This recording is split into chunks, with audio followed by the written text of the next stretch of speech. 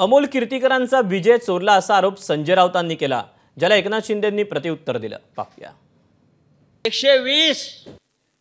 120च्या पुढे भारतीय जनता पक्ष गेलेला नाही. नरेंद्र मोदी लोक म्हणतात ते हारलेच होते. अमोल कीर्तीकरांच्या प्रमाणे त्यांचा विजय शेवटी खेचून आणला. देशाचे प्रधानमंत्री 5 फेऱ्या, पहिले 3 तास पिछाडीवर पिछाडीवर पिछाडीवर पिछाडीवर, जिथे जिथे हिंदुत्व, जिथे जिथे मंदिर, तिथे तिथे भाजपचा पराभव झालाय. लक्षात घ्या. कुठल्याही मतांची टक्केवारी इथे कुठला मोबाईल फोन लावून ईव्हीएम हॅक केलं होतं त्यांनी सांगा बरं.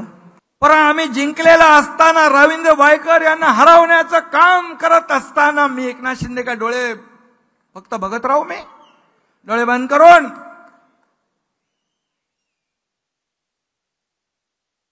मग ते कुठलं मोबाईल, कोणाचा मोबाईल, तिथं मोबाईल बरेच असतात, तिथं फोनवर बोलल्यावर मोबाईलने हॅक केला. अरे जिकडे तुम्ही जिंकले तिकडे चांगली आहे ईव्हीएम. एबीपी माझा, उघडा डोळे बघा नीट.